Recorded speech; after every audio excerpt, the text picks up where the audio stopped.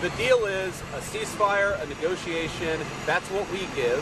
And what they give is the straits are going to be reopened. If we don't see that happening, the president is happened. What we know is that the United States accomplished its military objectives. What we know is the United States could have imposed significant additional military and economic costs on Iran and still has the capacity to do so. But we thankfully at this point, I think, have a ceasefire. Obviously, we've seen some signs that they're going to do that. We've seen some signs of bravado. Fundamentally, we're in a good spot. They're reopening the straits. We have a ceasefire. What just happened here is bigger than a routine press briefing. It's a glimpse into a high-stakes geopolitical game where messaging, power, and timing all collide. On the surface, this looks like a simple update after a foreign trip. But underneath, there's a clear narrative being pushed, support for allies, criticism of global institutions, and a warning about how information is being shaped. And then suddenly, the focus shifts from Europe to Iran, and now the stakes jump from politics to the possibility of peace or conflict. This isn't just talk. This is about negotiations that could decide what happens next on a global level. Hi, everybody. Good evening. So, what's the main camera? Is it this one? Okay, sounds good. So, we just had a great trip to Hungary, and first of all, I want to thank Viktor Orban, and most of all, I want to thank the Hungarian people for being so hospitable and so kind. We came here fundamentally to try to counteract some of the propaganda coming from the bureaucracy in Brussels. I've never seen something like it, where you have the bureaucracy of the EU trying to impose costs on the Hungarian people in order to sway the result of an election. I think that's absurd. The president thinks it's absurd. Viktor obviously has the president's full support, my full support, and we wish him and the Hungarian people the best. So I'm sad to leave, but excited to get back home. So let me just say, given that you guys are going to ask about Iran, let me just say a few things actually. So number one, I think it's very important for the American media to be honest with the American people on this particular issue, because it affects not just, you know, the normal issues of public policy. It actually affects peace and war. And here's what I mean. So in the past couple of days, I've seen a lot of reporting from the American media about the 10-point proposal that the Iranians have made. Now, as I know, because I've been involved in this, there are 3 different 10-point proposals at least that I've seen floating around. The first 10-point proposal was something that was submitted, and we think frankly was probably written by ChatGPT, that was submitted to Steve Witkoff and Jared Kushner.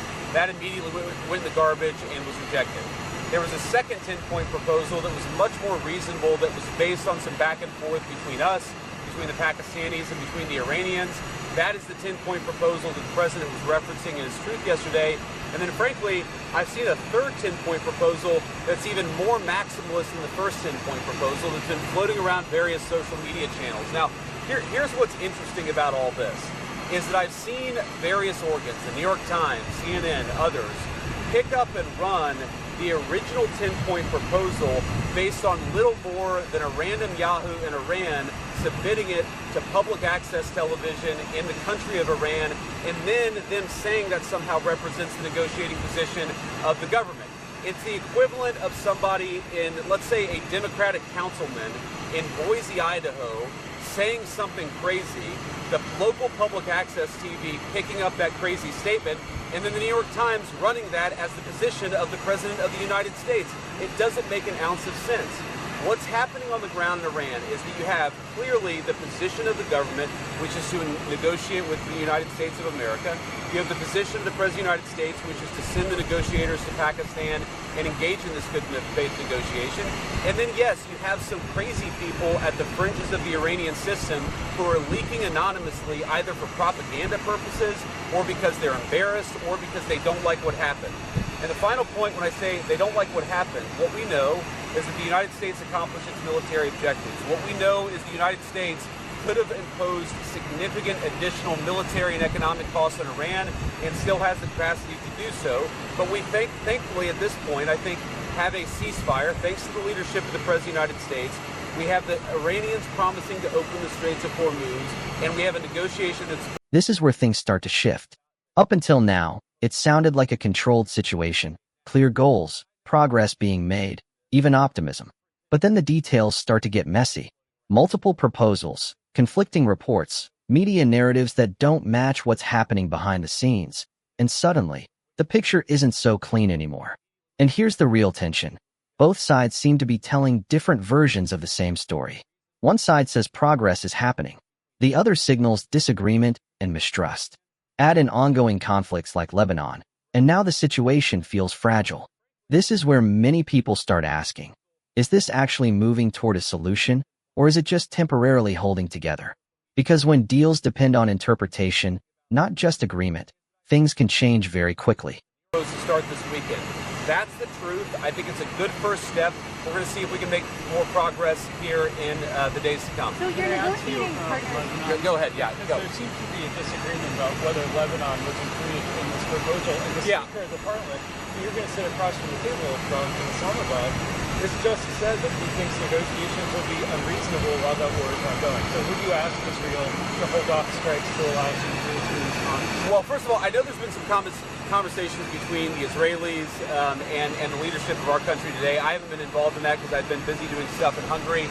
I'm actually supposed to get an update when I get on the plane. But let me say a couple things. First of all, I actually think, and there's a lot of bad faith negotiation and a lot of bad faith, propaganda going on. I think this comes from a legitimate misunderstanding. I think the Iranians thought that the ceasefire included Lebanon, and it just didn't. We never made that promise. We never indicated that was going to be the case. What we said is that the ceasefire would be focused on Iran, and the ceasefire would be focused on America's allies, both Israel and the Gulf Arab states. Now, that said, the Israelis, as I understand it, again, I'm supposed to get a fuller report when I get on the plane, have actually offered to be, frankly, to check themselves a little bit in Lebanon because they want to make sure that our negotiation is successful. That's not because that is part of the ceasefire. I think that's the Israelis trying to set us up for success, and we'll of course see how that unfolds in the next few days. But look, if Iran wants to let this negotiation fall apart in a conflict where they were getting hammered over Lebanon, which has nothing to do with them and which the United States never once said was part of the ceasefire, that's ultimately their choice. We think that would be dumb, but that's their choice. Mr. Vice President, Iran is continuing to block the Straits of Hormuz. Do you have an expectation of when that strait is going to be open? Well, we've already seen an increase in traffic today. Hopefully we'll see an increase in traffic tomorrow. We actually think that we are seeing signs that the Straits is starting to reopen. I think you guys have probably seen oil prices have come down, so I think the oil markets, the gas markets are seeing the same thing. But the president's been very, very clear. The deal is a ceasefire, a negotiation. That's what we give. And what they give is the Straits are going to be reopened. If we don't see that happening, the president is not going to abide by our terms if the Iranians are not abiding by their terms. Mr. Vice President, Caroline Levitt said you played a key role in these talks. Could you help us understand some details about that role? And do you think your well-known opposition to foreign wars generally was a factor that made you a key player in this? Well, I appreciate Carolyn saying that. I mean, my key role was I sat on the phone a lot. I answered a lot of phone calls. I made a lot of phone calls. And again, I'm happy about where we are. I think the president has struck a good deal for the American people, but fundamentally, the Iranians have got to take the next step, or the president has a lot of options to go back to the war. Do you know if Iranians requested that you join the talks? I don't know that. I would be surprised if that was true. But, I wanted to be involved because I thought I could make a difference. And obviously, I think the people really on the ground doing the day-to-day negotiating have been Steve and Jared. They've done a great job. But we're going to keep on working this as a team, as we always have. Pete's been very helpful with the various military elements of this. Marco's obviously been extremely involved. We work as a team. We work effectively. And, I've been on the phone a lot the past couple of days, but we're glad to be where we are. Mr. Vice President, how is the United States accomplishing its stated objective of ensuring Iran doesn't have a nuclear weapon ever, but they still have highly enriched uranium? And what's the plan to get the uranium out? Well, look, this is one of the things that's going to be one of the main subjects of negotiation is that we want Iran to not be able to make a nuclear weapon. We want the nuclear fuel, which is something the president has made very clear. And the way to think about this is the United States has certain demands and certain things that we want. The Iranians have things they can get out of the negotiation. The more that they're willing to give us, I think the more they're going to get things out of this negotiation. The president's talked about sanctions relief. The president's talked about economic partnerships and things like that. That's not going to happen unless the Iranians make a firm commitment to stop anything close to the development of a nuclear weapon. And frankly, the president has all the cards here. We've got a lot of leverage, we've got a lot of things that we can do, but right now I think we're in a good spot. Is the threat to wipe Iranian civilization off the map still on the table? Is it fair to keep 90 million Iranians under that threat for the actions of their leaders? Well, look, the leadership is really to blame for the condition of the country in Iran. The President of the United States has made very clear that the United States has a lot of leverage here. We have economic leverage, we've got military leverage.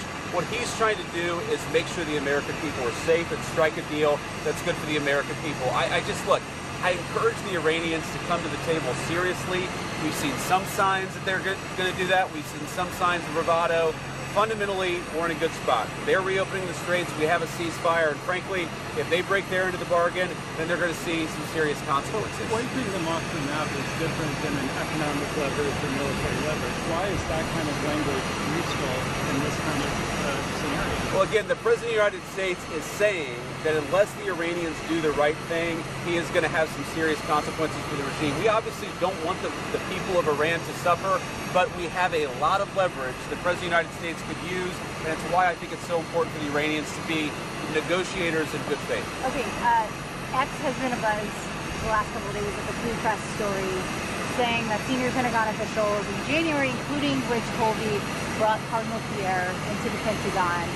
Brought who? Cardinal Christophe Pierre into the Pentagon. I haven't seen this story, unfortunately. And essentially the reporting by the Free Press is that they told him that the American military has a lot of might and they can do whatever they want, and the church should get on its side. Does that message sound correct to you? Is that something you would sign off on? So one, I with no disrespect to the Cardinal, I don't know who Cardinal Christophe Pierre is. He's the ambassador to the Holy See and the U.S. Oh, okay. I've met him before. Sorry, I just didn't remember the name. I've never seen this reporting. I'd like to actually talk to Cardinal Christophe Pierre and frankly to our people to figure out what actually happened. I think it's always a bad idea to offer an opinion on stories that are unconfirmed and uncorroborated, so I'm not going to do that. Mr. Reza, on the question of Iran's enriched uranium, do you see a scenario in which the administration may be willing to agree to allow Iran to continue enriching uranium for civilian nuclear purposes? Well, look, what the president has said is that we don't want Iran to have the capacity to build a nuclear weapon. The president's also said that we don't want Iran enriching towards a nuclear weapon, and we want Iran to give up the nuclear fuel. Those are going to be our demands during the negotiation, and again, we're going to see what the Iranians are willing to give up. If they make a good faith effort to actually give us the things that we need to have a successful negotiation for the security of the American people, I think there's a lot on the other end. If they don't give us what we need, then I think it's going to be bad, but I'm optimistic that the Iranians are going to be smart, that they're going to negotiate in good faith. And your negotiating partner in Iran, and Kevin sort of asked about this already, but he essentially is saying that they're distrustful of the U.S. for, he tweeted out that 3 of the 10 points in the ceasefire framework have already been violated. They're distrustful of the U.S. What do you make of him tweeting that out before negotiation? So I thought it was interesting, actually, because I did see that tweet from Galibaf actually just a couple of minutes ago.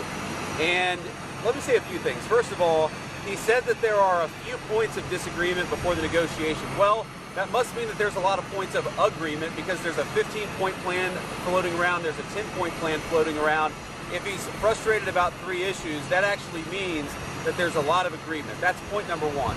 Point number 2, to respond to each of those issues, and I read it very closely, let me just say this. I actually wonder how good he is at understanding English, because there are things that he said that frankly didn't make sense in the context of the negotiations that we've had. But to address the 3 points, first of all, he talked about an attack that had allegedly happened on Iran and how that was a violation of the ceasefire. Ceasefires are always messy. An hour after the president announced the ceasefire, the Iranians launched a bunch of missiles. Then the Israelis responded. Then some of the Gulf Arab states responded. This is the nature of a ceasefire. No ceasefire ever goes without a little bit of choppiness.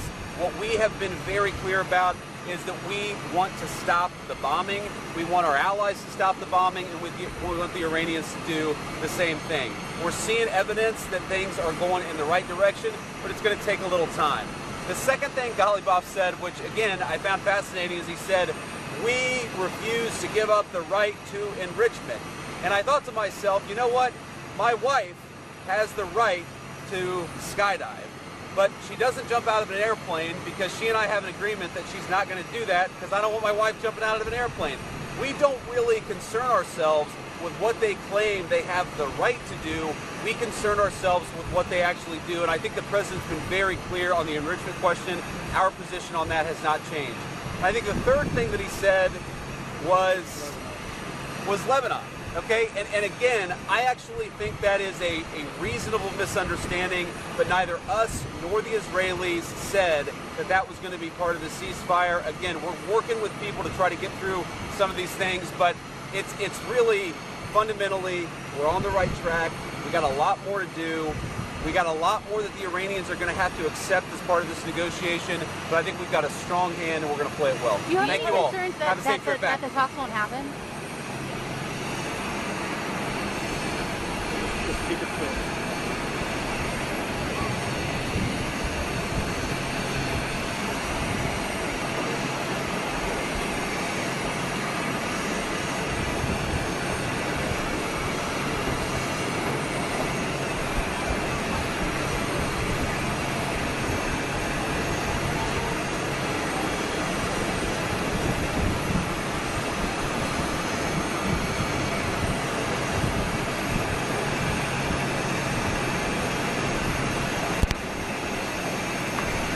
In the end, this isn't just about one briefing or one negotiation. It's about how modern conflicts are managed in real time, with pressure coming from every direction: military, political, and even media narratives. Right now, there are signs of progress: a ceasefire, possible reopening of key routes, and talks on the table. But at the same time, there are clear warning signs: misunderstandings, public disagreements, and the constant reminder that leverage is still being held on both sides. What happens next depends on one thing: whether both sides are truly ready to move from pressure to agreement. So the real question is this a genuine step towards stability, or just a pause before things escalate again? Let me know what you think in the comments. And if you want more clear, high-impact breakdowns like this, don't forget to like, share, and subscribe.